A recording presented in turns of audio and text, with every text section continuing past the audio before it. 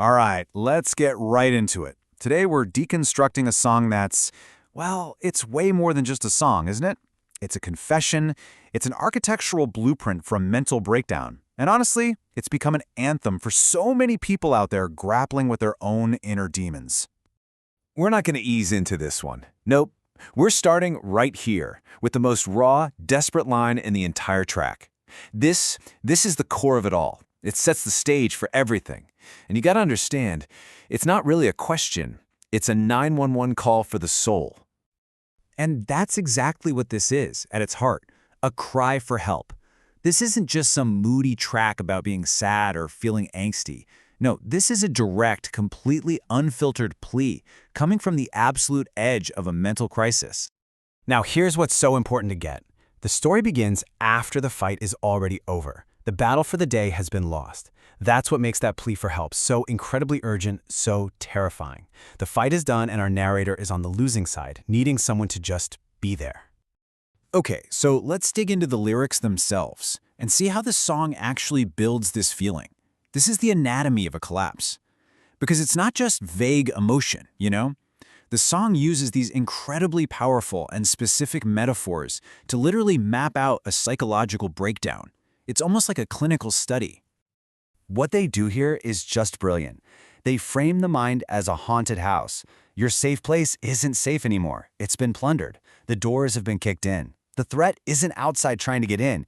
It's already inside. And those footsteps in the basement?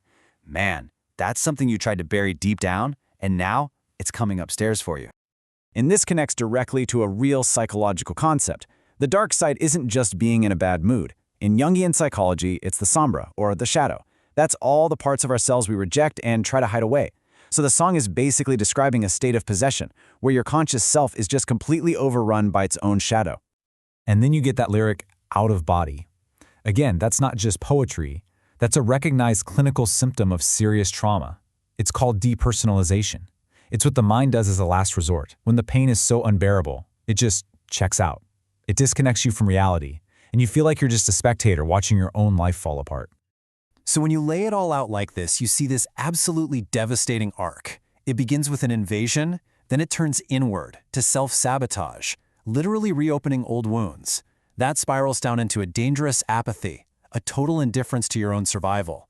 And it ends with complete and utter surrender, a desire to just be buried and disappear. But lyrics are only half the story, right? How does the music itself make you feel this collapse?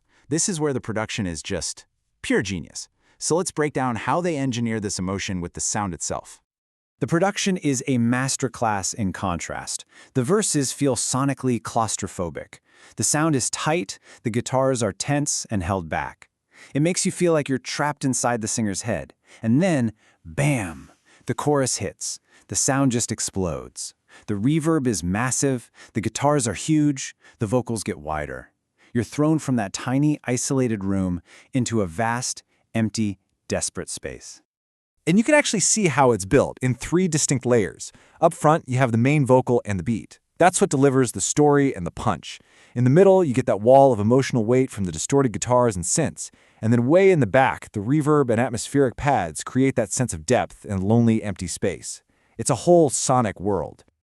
So here's the key takeaway from all that. The big, polished, powerful production isn't just to make it a radio-friendly hit. It actually serves a purpose in the story. It acts as the stable, strong container that the narrator is begging for in the lyrics. The music itself provides the structure that their own mind has lost. Now, let's zoom out a bit, because this song wasn't just created in a vacuum. It actually marks a really pivotal and kind of bittersweet moment for the band itself. This was the end of an era. The timing of all this is pretty fascinating. The song drops just after World Mental Health Day on a Friday the 13th of all days. But the really significant thing is what happens just 2 months later. Jordan Fish, who is a massive creative force in the band, departs. And his signature sound is all over this track. Those huge cinematic synths, the electronic layers, the big melodic structures, that was his territory. So DArkSide becomes this monument to that partnership. It's an unintentional farewell to a really defining chapter of the band's sound. So you have this track that is intensely personal, psychologically deep, and historically significant for the band. How did a cry for help from such a dark place connect with the rest of the world? How did it go from pain to anthem? Well, the critics got it immediately. They all latched onto one word: anthemic. They recognized that this song could be incredibly gloomy and vulnerable, but at the same time, it was massively catchy and built for stadiums. It perfectly nailed that balance between darkness and accessibility. And that appeal translated directly into commercial success.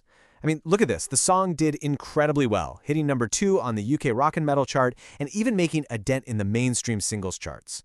This wasn't just a fan favorite, it was a genuine hit. But its reach was truly global, earning a gold certification in a huge market like Brazil for selling 20,000 units. That shows that the song's message just transcended language and culture. This deeply personal story really had become a universal anthem. And that leaves us with this final, powerful question. DArkSide is like a case study in alchemy. It takes the most private, isolating, and painful human experiences and somehow transforms them into a shared, cathartic shout that connects thousands of people. It proves that sometimes the most specific and honest confessions are the ones we all end up understanding the most.